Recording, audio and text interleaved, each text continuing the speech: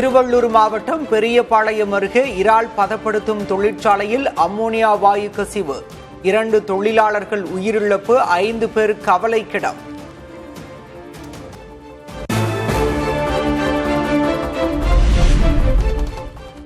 Ammonia கசிவால் 70க்கும் மேற்பட்டோர் பாதிப்பு.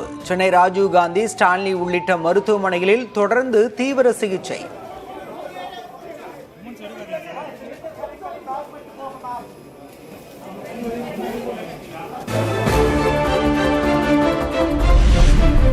இறால் பதப்படுத்தும் ஆலையில் அம்மோனியா டேங்கில் ஏற்பட்ட கசிவு. சுவாசித்த சில நொடிகளில் தொழிலாளர்களின் நுரையீரல், கண்களில் பாதிப்பு ஏற்பட்டதாக தகவல்.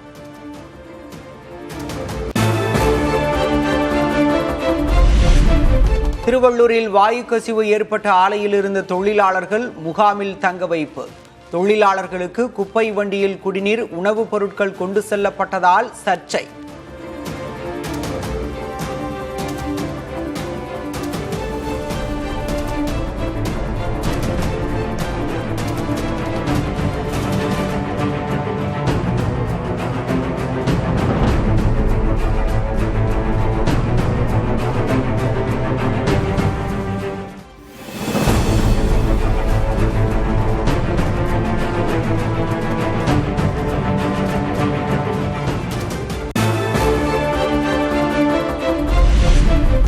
திருவள்ளூர் வாயு கசிவு சம்பவம் மிகுந்த வேதனை அளிக்கிறது. உயிரிழந்தோர் குடும்பத்துக்கு பிரதமர் நரேந்திர மோடி இரங்கல்.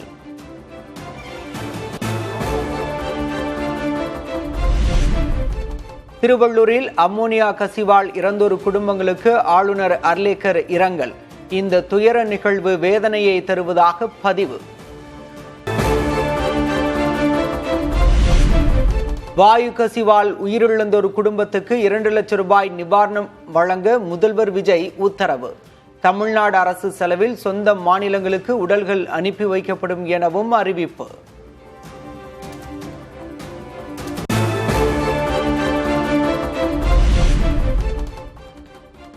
வாயு கசிவால் பாதிக்கப்பட்டோருக்கு சிறப்பு சிகிச்சை அளிக்க நடவடிக்கை எடுக்க வேண்டும். அமைச்சர்கள் ஆதவ் அர்ஜுனா, ராஜ்மோகனுக்கு முதல்வர் விஜய் உத்தரவு.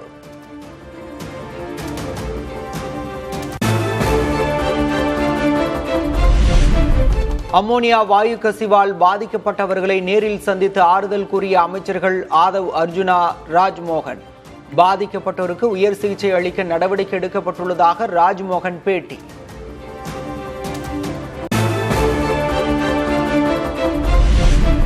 வாயு கசிவால் பாதிக்கப்பட்டோரின் சிகிச்சை செலவை அரசே ஏற்கும். பாதிக்கப்பட்டோருக்கு ஆறுதல் தெரிவித்த பின்னர் அமைச்சர் அருண்ராஜ் பேட்டி.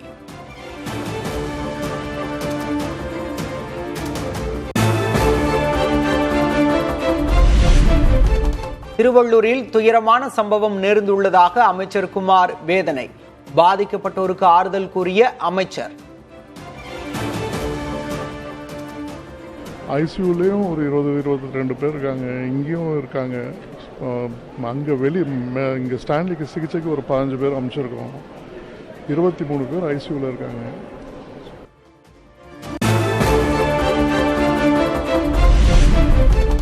அம்மோனியா கசிவு விவகாரத்தில் விதிமீறல் இருந்தால் கடும் நடவடிக்கை எடுக்கப்படும். தொழிலாளர் நலத்துறை அமைச்சர் முகமது பர்வேஸ் புதிய தலைமுறைக்கு தகவல்.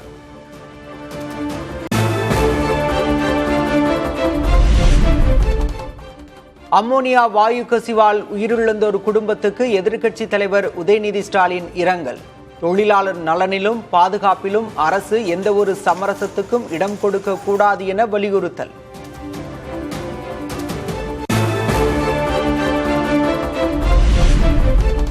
ஆலையில் வாயு கசிவால் உயிரிழந்தோர் குடும்பத்துக்கு அதிமுக பொதுச் செயலர் கே பழனிசாமி இரங்கல். பாதிக்கப்பட்டோருக்கு உரிய சிகிச்சை அளிக்கப்படுவதை அரசு உறுதி செய்ய வலியுறுத்தல்.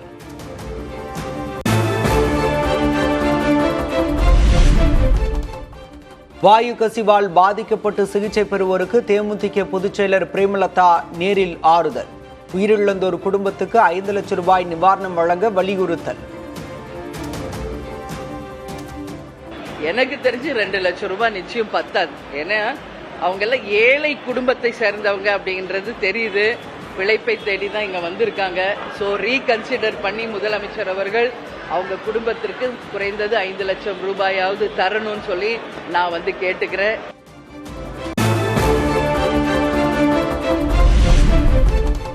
வாயு கசிவால் உயிரிழந்தவர்களின் குடும்பத்தினருக்கு தலா 50 லட்சம் ரூபாய் வழங்க வேண்டும். தொழிற்சாலை நிர்வாகத்தின் மீதும் தொடர்புடையவர்கள் மீதும் கடும் சட்ட நடவடிக்கை எடுக்க வேண்டும் என்றும் சீமான் வலியுறுத்தல்.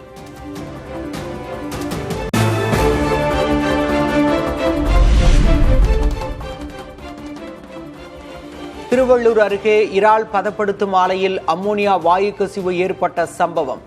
ஆலை உரிமையாளர் உட்பட 2 கைது செய்த போலீசார்.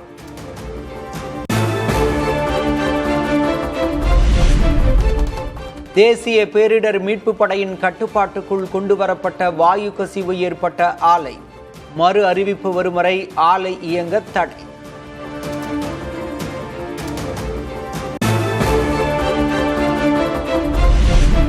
திருவள்ளூர் ஆலையில் மாசு கட்டுப்பாட்டு வாரிய அதிகாரிகள் ஆய்வு. வாயு கசிவு ஏற்பட்டது தொடர்பாக விசாரணை.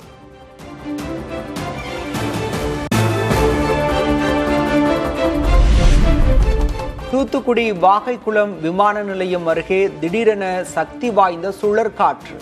சுங்கச்சாவடியின் கூரைகள் பெயர்ந்து தூக்கி வீசப்பட்டன. தீம் பார்க்கில் இருந்த பல கோடி ரூபாய் மதிப்பிலான பொருட்களும் சேதம்.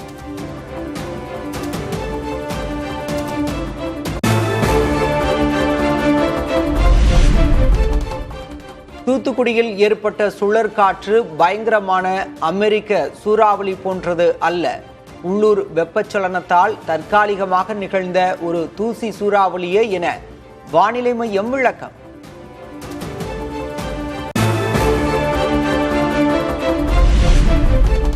தமிழ்நாட்டின் பல்வேறு பகுதிகளில் கனமழை. தாம்பரம், காஞ்சிபுரம், திருவண்ணாமலை, தேனி உள்ளிட்ட மாவட்டங்களில் மழை.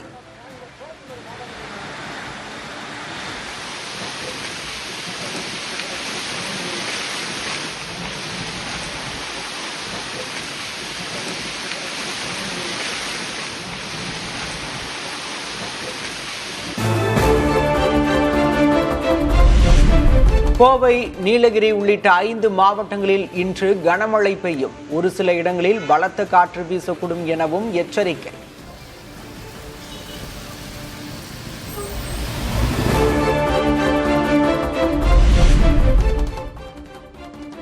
தமிழ்நாட்டில் அதிகபட்ச வெப்பநிலை சற்று குறையக்கூடும். சென்னை வானிலை ஆய்வு மையம் கணிப்பு.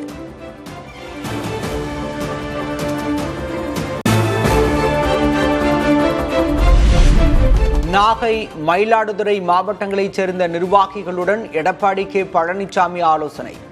அதிமுகவிலிருந்து நிர்வாகிகள் அடுத்தடுத்து விலகும் நிலையில் சந்திப்பு.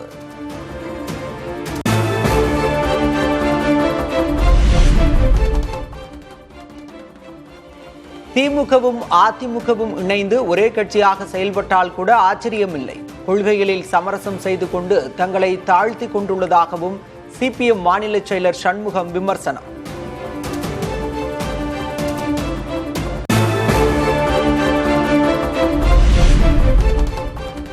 பங்காளிகளான அதிமுகவும் திமுகவும் கூட்டணி வைத்தால் என்ன தவறு? திமுக அமைப்பு செயலர் RS பாரதி கேள்வி. அதிமுக என்பது எங்களுக்கு பங்காளி மாதிரி. எங்கிட்ட இருந்து போனவங்க தான் நாங்கள் ஒன்றும் கூட்டணியும் பேசலை. ஆனால் ஒரு பேர் 2 பேரும் சேர்த்து ஒரே இடத்துல உட்கார வச்சுட்டாங்களே. நாங்கள் 2 பேரும் ஒரே அணியில் தானே இப்போ சட்டசபையில் உட்காந்துட்டு இருக்கோம். காலம் இப்போ கணிந்து விட்டதில்லை, உட்கார வச்சிருச்சு இல்லை. இதை பார்க்குறப்போ தொண்டர்கள் எல்லாமே 2 பேருக்குள்ளே இணைந்து விட்டார்கள் போலதான் தெரியுது. அந்த இணைப்புக்கு காரணம் இவங்க தான்.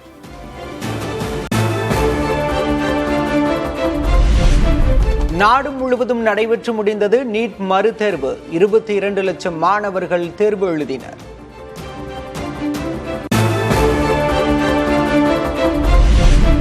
தமிழ்நாட்டில் 307 மையங்களில் நடைபெற்ற நீட் மறுதேர்வு. பலத்த கட்டுப்பாடுகளுக்கு இடையே தேர்வு எழுதிய மாணவர்கள்.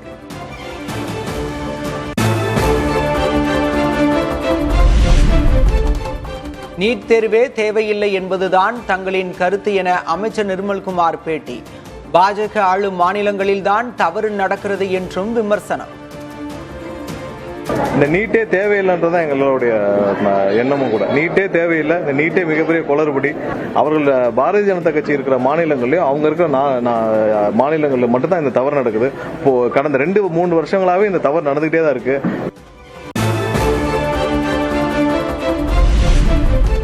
நீட் தேர்வை கண்டித்து திமுக மாணவர் அணி சென்னையில் ஆர்ப்பாட்டம். ஹிந்தி சமஸ்கிருத திணிப்பை கண்டிக்கும் வகையிலும் ஆர்ப்பாட்டம் நடைபெறும் என அறிவிப்பு.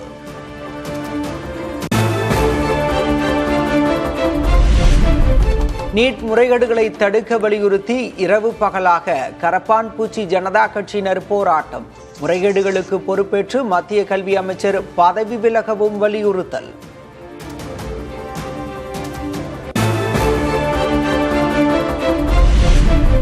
அதிமுக தலைமையகம் அருகே குள்ளநரி படத்துடன் வைக்கப்பட்ட பேனரால் பரபரப்பு. எடப்பாடி பழனிசாமி தலைமையை விமர்சிப்பவருக்கு கண்டனம்.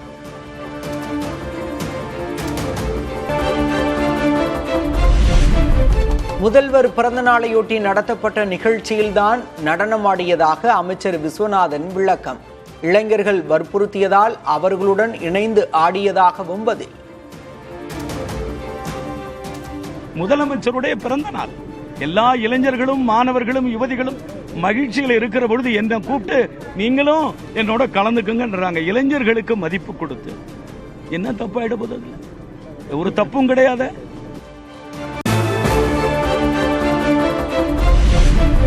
தாவேக நிர்வாகிகள் யாரும் பள்ளிகளில் ரீல்ஸ் எடுக்கக்கூடாது. அமைச்சர் ராஜ்மோகன் அறிவுறுத்தல்.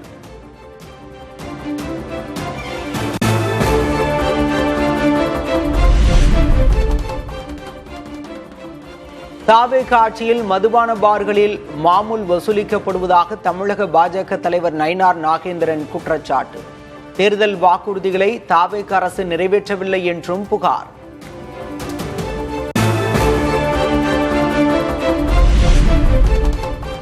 மேகதாது அணை விவகாரத்தில் புதிய நடுவர் மன்றம் தேவையற்றது என பாமக தலைவர் அன்புமணி கருத்து. தமிழகத்தின் உரிமைகளை பாதிக்கும் யோசனை என்றும் விமர்சனம்.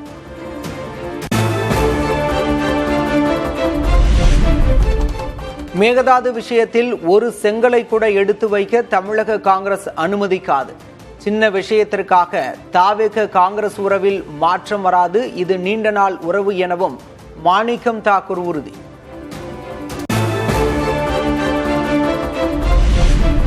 தஞ்சை மாவட்டம் பட்டீஸ்வரம் சேமிப்பு கிடங்கில் நெல் மூட்டைகள் மழையில் நனைந்த விவகாரம். உரிய நடவடிக்கை எடுக்கவில்லை என கூறி விவசாயிகள் ஆர்ப்பாட்டம். செய்யப்பட்ட நெல் மூட்டைகளை தமிழக அரசு பாதுகாத்திட நெல் கொள்முதல் நிலையங்களிலிருந்து கொள்முதல் செய்யப்பட்ட நெல் மூட்டைகளை பாதுகாத்திட அழியுது.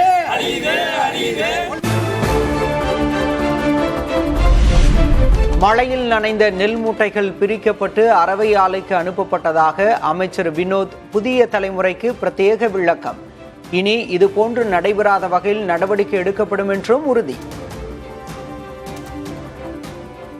630 நெல் மூட்டை மட்டுமே ஓரளவுக்கு பாதிக்கப்பட்டிருந்தது. உடனே நாங்கள் அதிகாரிகளும் கூட்டு பாதிக்கப்பட்ட உடனடியாக தனியே பிரித்தெடுக்கப்பட்டு 15 ஒப்பந்த தொழிலாளர்கள் மற்றும் 10 சுமை பணியாளர் மூலம் சுத்தம் செய்த பணிகளை மேற்கொண்டு நேற்றையே அதை சரி பண்ணிட்டு வந்தோம். மேலும் பாதிக்கப்பட்ட நெல் மூட்டையை உடனடியாக திருநாயத்தில் MRM மில் இருக்க அங்க 2 லாரி மூலம் அரவைக்காக அனுப்பி வச்சிட்டோம். இனிமே அந்த எந்த ஒரு பாதிப்பு ஏற்படாதது தமிழ்நாடு முழுவதும் நாங்கள் அதுக்கான நடவடிக்கை மேற்கொண்டு இருக்கோம் சார். ஓமன் நாட்டில் உயிரிழந்த தூத்துக்குடி மாலுமியின் மனைவிக்கு அரசு பணி. நேரில் சென்று பணி ஆணையை வழங்கினார் அமைச்சர் ஸ்ரீநாத்.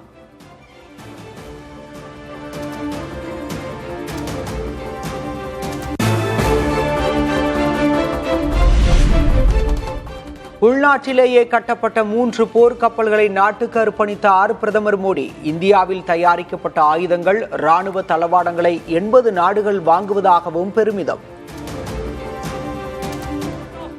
ऐतिहासिक क्षण जिसका हम सभी को बेसब्री से इंतजार था। देवियों और सज्जनों, भारत की समुद्री यात्रा का यह एक अत्यंत गौरवशाली पल है। भारतीय नौसेना के 3 महाबली युद्धपोत आपके समक्ष प्रस्तुत हैं। स्वागत कीजिए மும்பைக்கு அருகே அதிவேகமாக வந்த BMW கார் தடுப்புச் சுவரில் மோதியதில் 2 இளைஞர்கள் உயிரிழப்பு. மணிக்கு 251 கிலோமீட்டர் வேகத்தில் சென்றதாக கூறப்படும் வைரல் வீடியோ.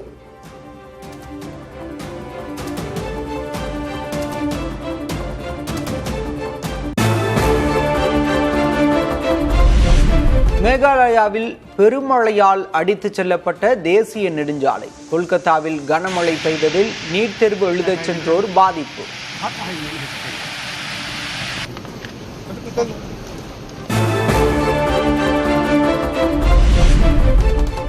ஐரோப்பிய நாடுகளில் சுட்டெரிக்கும் வெயில், நீர்நிலைகளில் தஞ்சமடைந்த மக்கள்.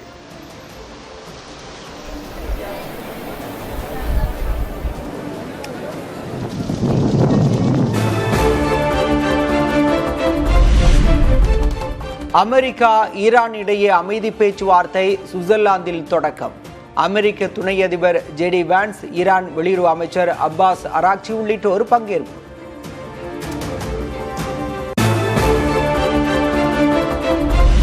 லெபனானில் உள்ள ஈரான் ஆதரவு குழுக்கள் குழப்பத்தை ஏற்படுத்தினால் ஈரான் மீது கடுமையான ராணுவ நடவடிக்கை எடுக்கப்படும்.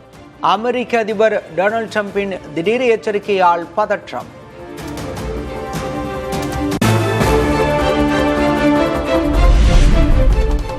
இங்கிலாந்தில் நடைபெற இருக்கும் ஒருநாள் கிரிக்கெட் தொடருக்கான இந்திய அணியில் இடம் பிடித்தார் விராட் கோலி. உடற்தகுதி அடிப்படையில் விளையாடும் அணியில் இடம்பெறுவார் என்று கிரிக்கெட் வாரியம் விளக்கம்.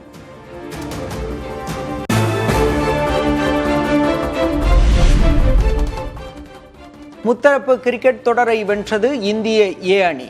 இறுதிப் போட்டியில் 66 ரன்கள் வித்தியாசத்தில் இலங்கை A அணியை வீழ்த்தியது.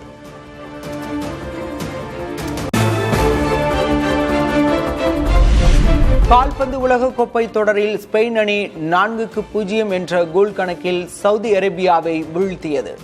மற்றொரு போட்டியில் பெல்ஜியம் மற்றும் ஈரான் அணிகள் கோல் ஏதுமின்றி சமநிலை பெற்றன.